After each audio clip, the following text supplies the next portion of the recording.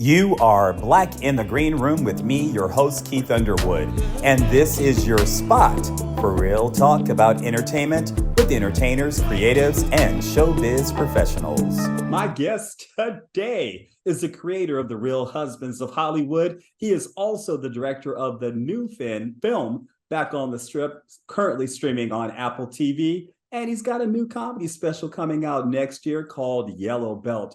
Welcome to the room, actor, comedian, writer, producer, Chris Spencer. Chris, what's up, brother? How are you, sir? Man, I am doing fantastic. How you been? I'm hanging in there, man. Just wife's out of town, son's in college, daughter's at physical therapy, and it's just me and the dog.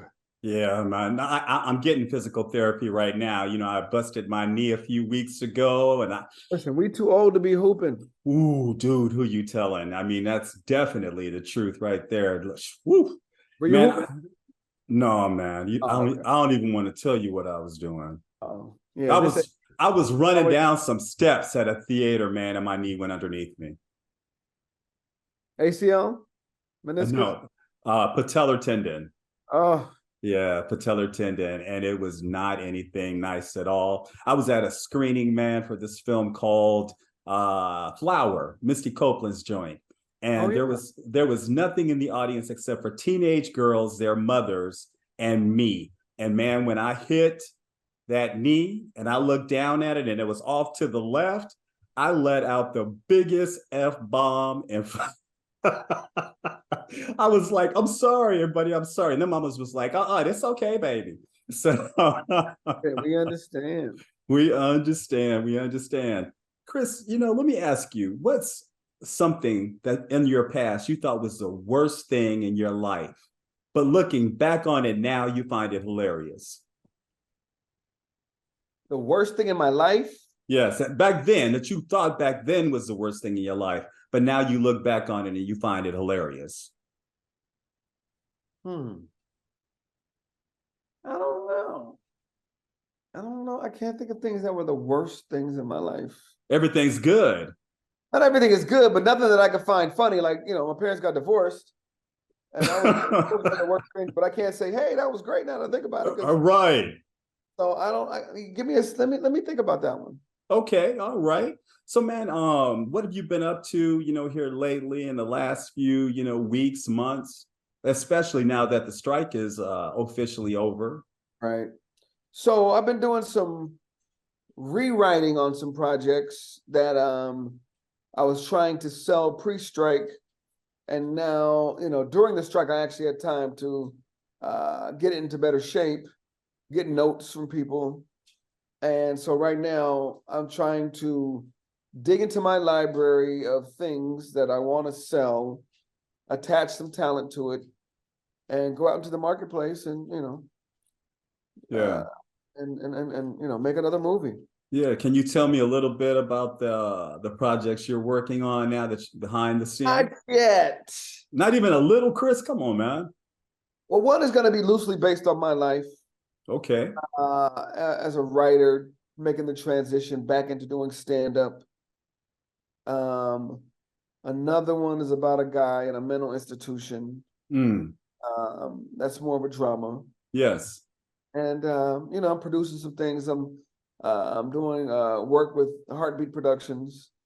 We have some things coming up in the future, and things are looking on the up and up. That's good, man. That's good. Man, with the background in comedy, and you've got a lot of people in your circle, how do people know when you're serious and not joking? What's the cues that they pick up on from you? This face right here. What I do, Chris, what I do. Yeah, I mean, most of our greatest comedians aren't always doing cartwheels and being funny at all times. Excuse me. No. And so, go. And so, a lot of times I'm funny if it calls for humor. Yes. But we're not clowns. You know what I mean? We're not minstrels. We're not, jokers and jacks. Like we're actually real people. Mm-hmm. And we actually take a lot of things that are dark which you kind of, alluded to earlier, and make light of it. Right. But how does that look when you look at the, socio-political landscape that we're in right now? Mm-hmm. Well, I mean, I'm sorry, I have a puppy that wants attention. It's all good, man. Um, you know, I miss the days of being able to say whatever we want to say. Right. You know what I mean? But it also put a cap on some of the people who were saying stuff just to be saying stuff. Like, can't be ignorant. You can't. Your goal is to entertain. Your goal is to make people laugh. So if you're just saying mean stuff to be mean, then you're not doing what the craft was set out to be done. Yeah. Goal as comedians is to make people laugh. And if you're just being shocking just to be abrasive, you know what I mean? Like, even the comedians who are shocking, they're funny. Right. Kinnison, Ice Clay, Cat Williams, Richard Pryor at that time, Lenny Bruce, Red Fox. They're saying stuff that make you go, oh, but you're laughing. You can't be mean for the sake of being mean. Right. Chris, what do you think about comedians that call people out in the audience? Crowd work? Yes. I love it. Because I'm one that does it. The people who don't like it are the people who can't do it. And so, it's not my act, but it's a skill that I have. Yeah. Do I want to watch an hour special with somebody doing crowd work? No. I want to see material that's been worked on and put into what is called a special. Yes. If you try to play within that, sure. I would love to see that you have wit and the ability to go off the cuff. But I don't want to see a whole fucking show with you going, what's your name? And where are you from? And what is that? And what are you doing? It doesn't really translate properly on TV. Right. A lot of comedians now have actually put a camera in the audience so you can see reaction. So now we get a laugh and be entertained. And like before, we would talk to the audience, and then you would see a side view, and then they're in the dark, or we have no idea who you're talking to. So it's funny to the people in the house, but we as an audience have no idea what you're talking about. We can't see these ugly shoes. We can't see these crooked teeth. Right. But now, some of these comedians are smart, and they've put the camera in the audience, and they've lit the audience. So now we can play along at home. Yeah. So, brother, what is the most important lesson that you learned backstage at a comedy club? So many lessons. One was from TK Kirkland. We were doing a room, and I had a bad set, and he looked at me and was like, "You can't let the audience think you're scared of them." Like, I'm not scared of them. He goes, then you're not. You're the way I would do mainstream rooms and I would do black rooms, right? Right. Sometimes the black rooms I was intimidated, and he saw it because I felt like it was making me do two different sets, my mainstream set and my black set, but that was all in my head. I felt like I had to yo it all up and not be my natural self in front of the black people. So I was over cursing, I was being over sexual, and he smelled that fear. He said, listen, just go to the edge of the stage and do your material, the material that made me book you from seeing you at the Comedy Store on a non-black night. Do that same stuff here, go to the edge of the stage and do it. And ever since then, I've been fearless. Yeah, man. I've always been a fan of your style of comedy, man. I thought it's always been real, relatable, and then your delivery is just so smooth. And it's really because now you're more in the acting space and the writing space. We don't get to see as much of your stand-up. Do you miss doing more stand-up? Well, I do a lot of stand-up. I don't travel the country like a lot of the comedians do because I was able to make a living as a writer and an actor. That's the one thing I definitely think is the detriment to my stand-up career is I wasn't on the road like my peers, and at the time it was Chris Rock and Dave and Jamie Foxx. These were the guys that were in my class, and they were hitting the road hard, and now they're, very wealthy comedians. And I didn't do that like I should have. And, I would see them in the airport. I'd be coming from a gig that I host, I host a lot of stuff. Like I'd be coming back from hosting the Black Enterprise Awards. And then I would see, Faison and, I don't know if you remember Reggie McFadden or people like Tommy Davis in the right. airport, and they would tell me stories about the road. And I'd be like, wow, I wish I was doing more clubs and stuff like that, as opposed to hosting these big events that were like one night off. I didn't get to be a great comedian. You need to be doing an hour night in, night out, and I wasn't doing that. And so, I wish that I did more of that when I was coming up. Yeah. Do you think that as an actor, maybe not doing as many clubs as some of your, peers, that it might have changed the trajectory for you as an actor in front of the camera? I wouldn't have been an actor. I would have been more of the guy that they were developing a TV show for. Mm-hmm. You know what I mean? There was a time in the 90s, I had a deal, but it was like a little itty bitty deal. But had I been a hot comedian, then it's like, let's throw him X amount of money. Martin, Jamie, Mark Curry, and tailor made this sitcom around his act. You know what I mean? Yeah. That was happening in the 90s. And, I was fortunate enough to get a late night talk show.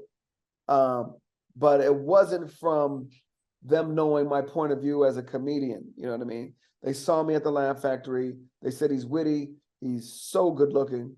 Think that he could be. Did they say that, Chris? They said that very loud. Okay, come on now. In fact, one time I saw an airplane go by with a banner and said, "Fine ass Chris will be at the Laugh Factory tonight at 8."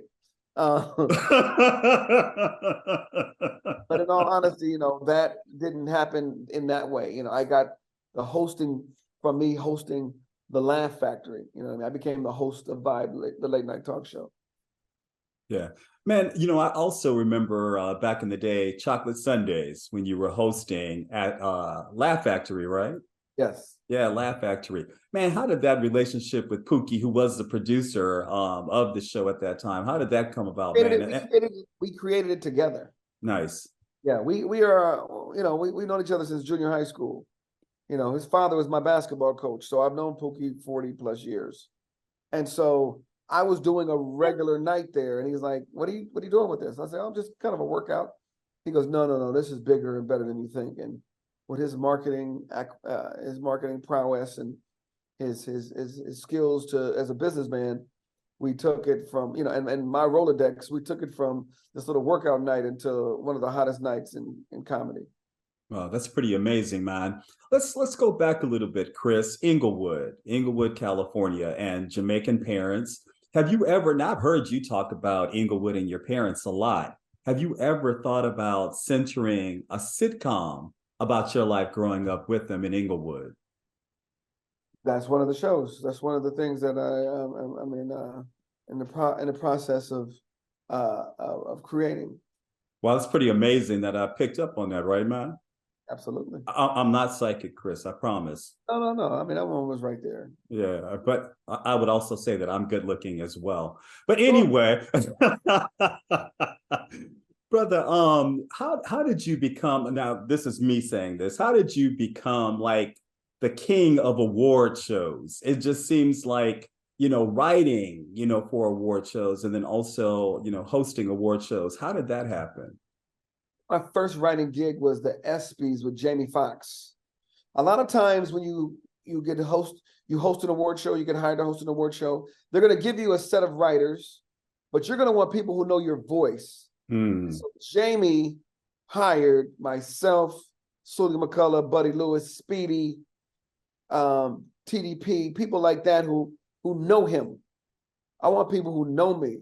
And I usually became the head writer because I was vocal, and I was able to tell the powers that be, the studio, the producers, the network, he ain't gonna say that, or he likes this, he ain't gonna do that. And so they started to trust me. And so once the Jamie gig happened, then it was with Cedric, and then it was with Kevin, Anthony Anderson, Tracy Ellis Ross, Regina Hall, The list goes on. Yeah. Yeah, man. Well, how important do you think your voice was, being a Black voice, usually when the powers at be are not Black? They lean on me. You know what I mean? They know that they need me to get to the talent sometimes because they might be fearful of them. They tiptoe around stars and see that I'm friends with the stars and I can speak their language as well, being a UCLA graduate.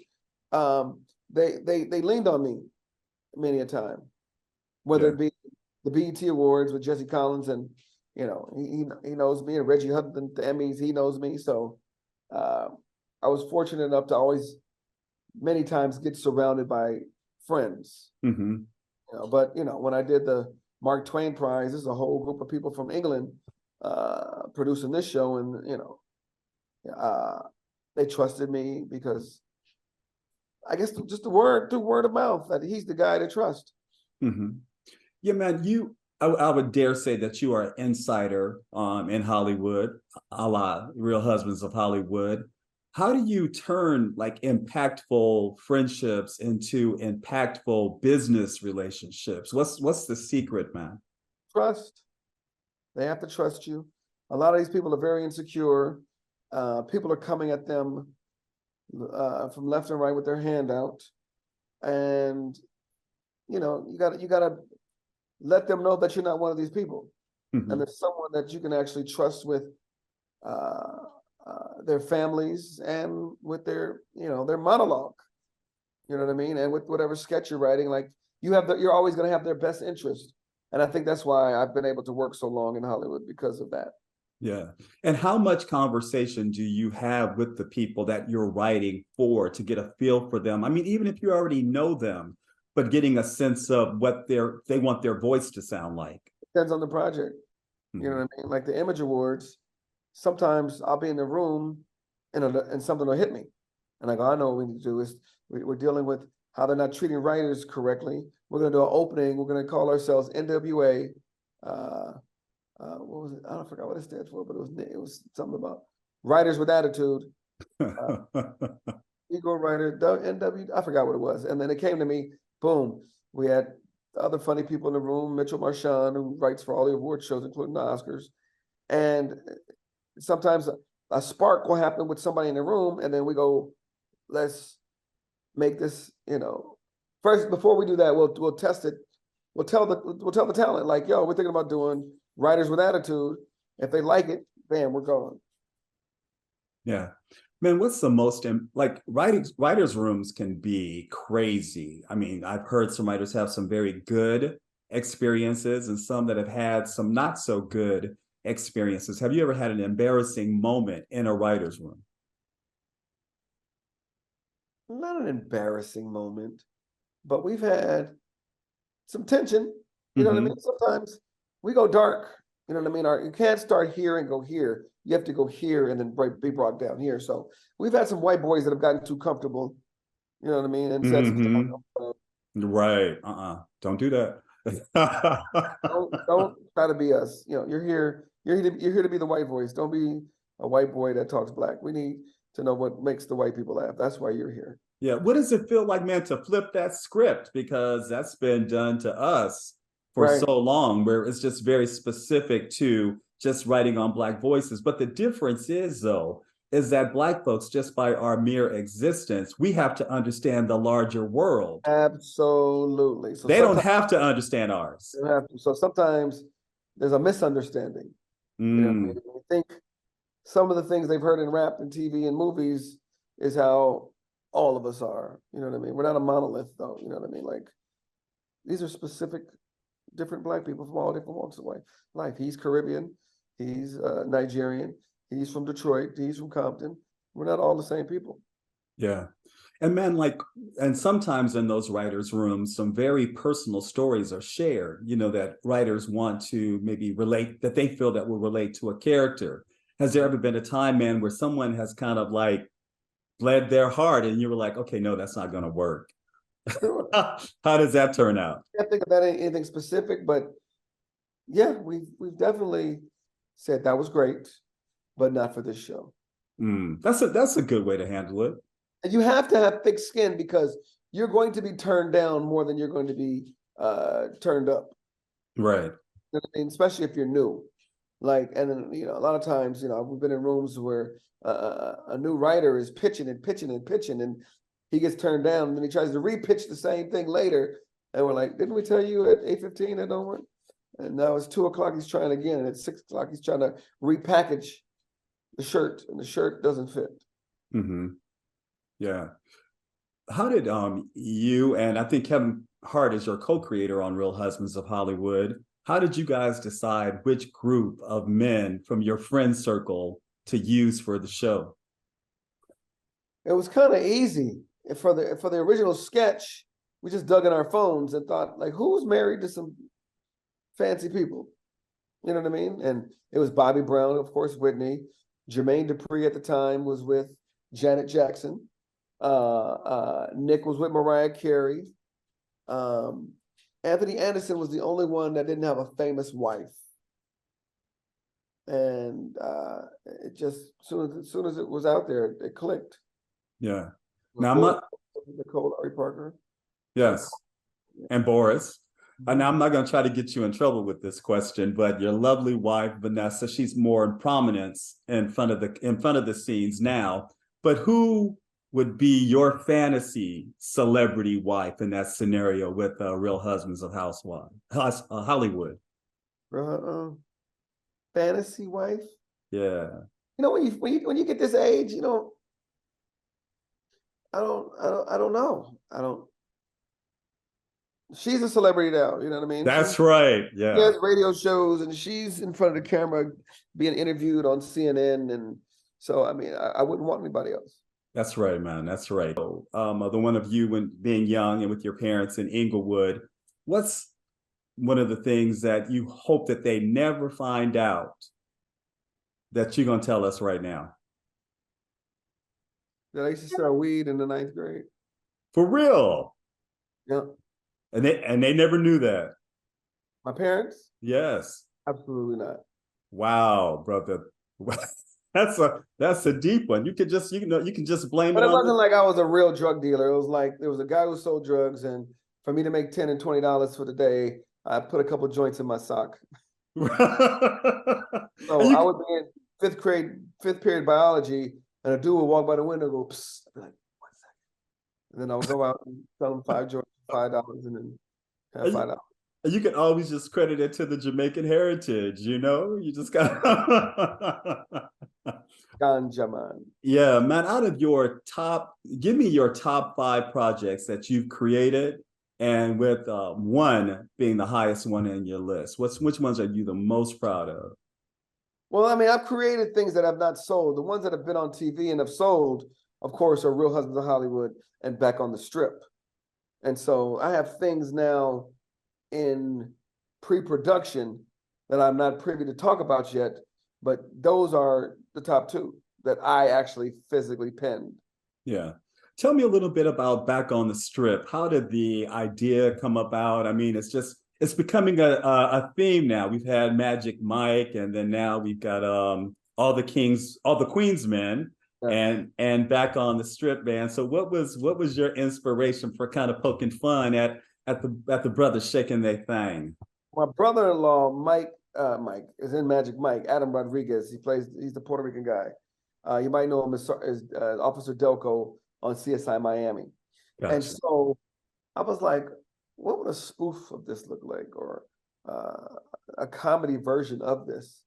So I picked up the phone.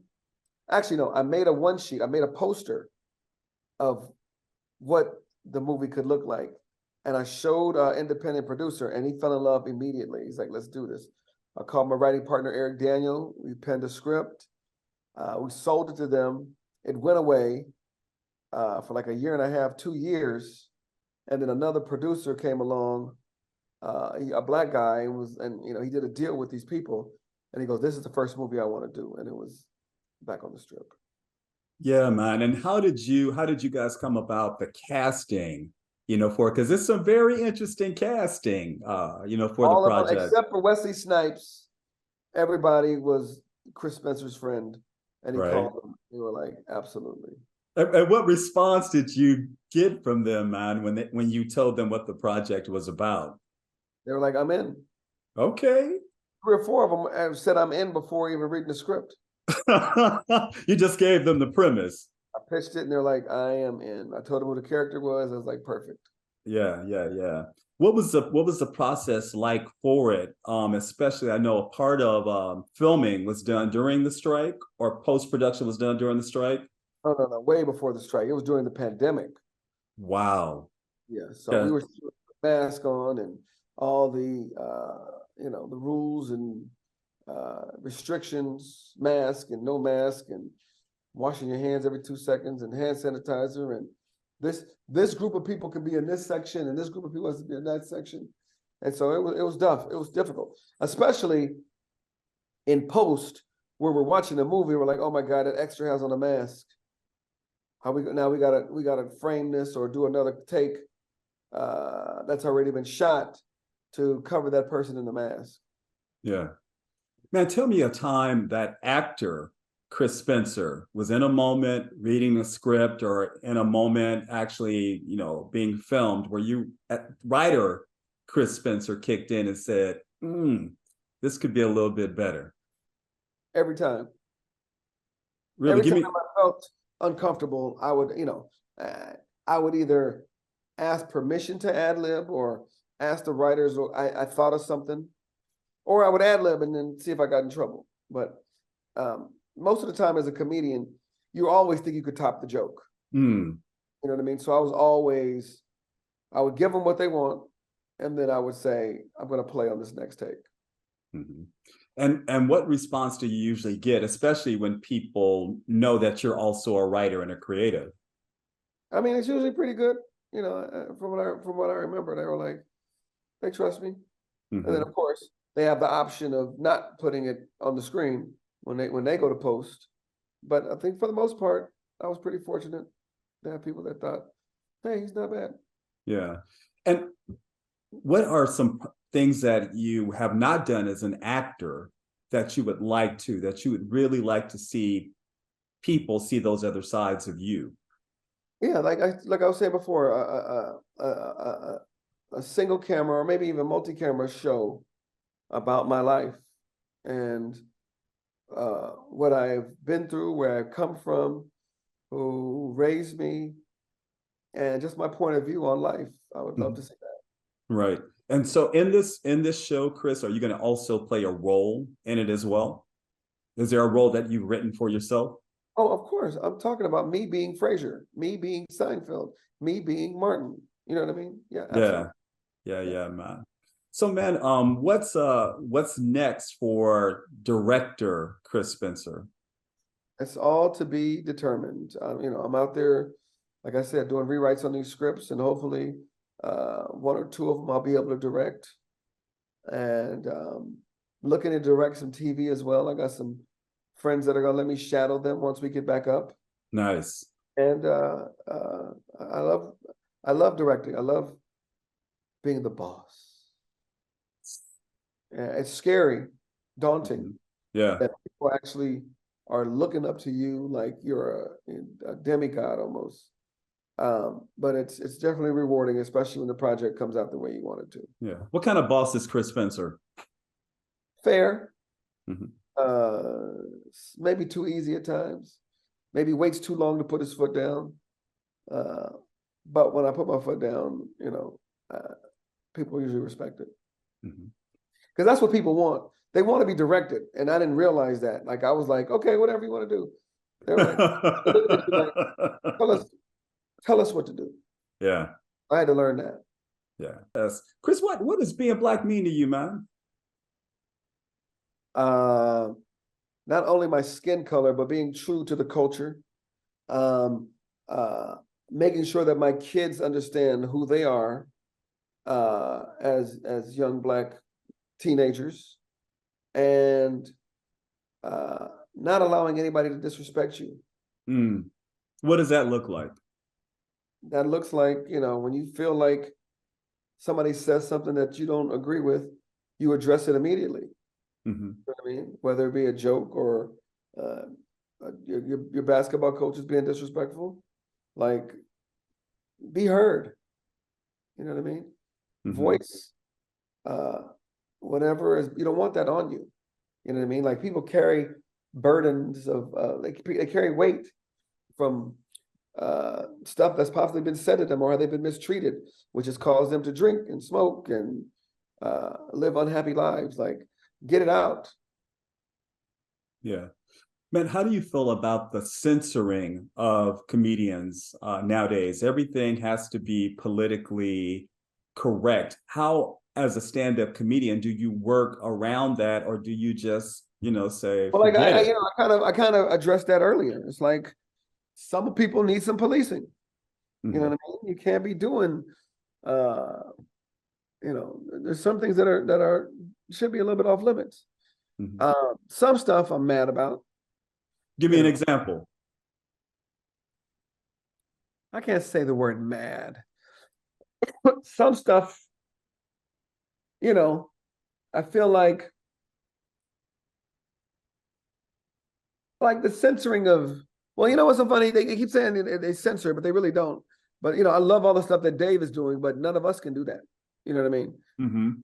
The stuff that Dave is doing, no one dare do it. But I think Dave has been fortunate enough to basically block for us to eventually do it if we all are brave enough to do it. But the fact that he has one network who believes in him, and he doesn't have to worry about going to a meeting at Disney and they going, hey, man, we didn't like those transsexual jokes. Then he's free to do whatever he wants. He doesn't have to go to Warner Brothers and go, hey, the thing you said about the white people, we feel Netflix loves it. And when you're making $100 million in one network, then you don't have to have a meeting at Carsey Warner on Thursday. Yeah. Let's talk about your own comedy special that's coming out next year. Why do you call it Yellow Belt, man? I would give away the joke, but it's about me.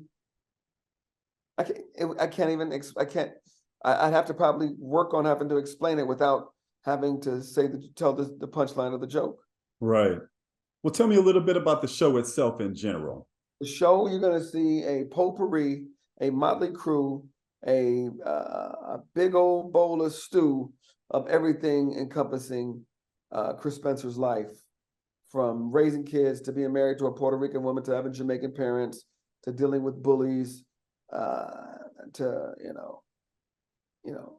the difference between being single and being married. All of that stuff will be in Yellow Belt. Yeah. Do your kids think you're funny, man? For some reason they do, yeah. That's good, man. They're actually very funny. Really? My house is funny. My wife is hysterical. Both kids are very witty, very funny. Yeah.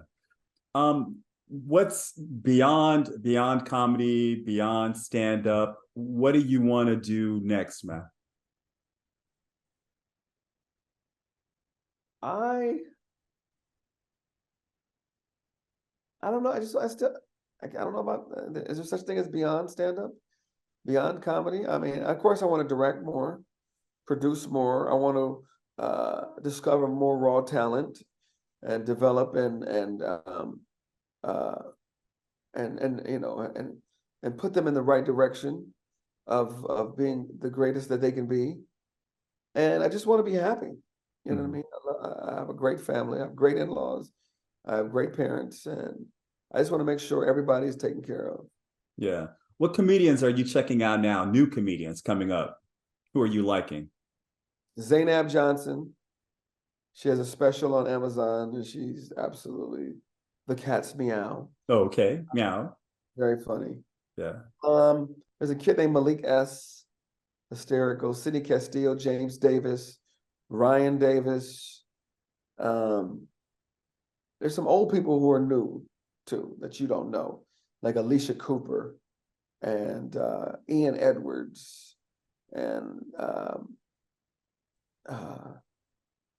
Owen Smith. Like, these are some very, very funny people who haven't really popped yet, but you'll see, mister. And Chris, where can everybody find you on social media and keep up to date on what you've got going on? On Instagram at The Real Chris Spencer, Facebook, Chris Spencer. And if you just got out of jail, MySpace, Chris Spencer. For real, man? You got a MySpace for real? I know, but somebody who just got out of jail might. But they might have it still, man. You're right. Chris Spencer, thank you so much for joining me on Thank you. Black in the Green Room, man. It's been a pleasure, man. Shout out to Harvard Westlake. And then Howard University, HU, that's where my son goes to school. Nice, man. Nice. Thank you, man. I really appreciate it. Absolutely. Everyone, please follow me, Keith Underwood, on Instagram at UMA Worldwide. Please. Yes. And then also follow me on Facebook at Keith L. Underwood. Until next time, this has been Black in the Green Room.